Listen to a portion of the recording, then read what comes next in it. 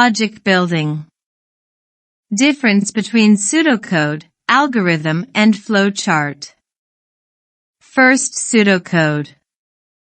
Well, writing logic in the form of English sentences can be understood as pseudocode.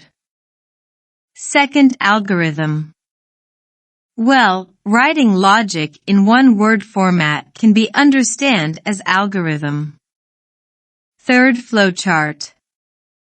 Writing logic in the form of graphical representation can be understood as flowchart. Let's take an example of adding two numbers x and y. Starting with pseudocode. First, start. Second, take two numbers x and y as input. Third, add them and store their result in z. Fourth, show the result from z as output. Fifth, stop. This is all about pseudocode.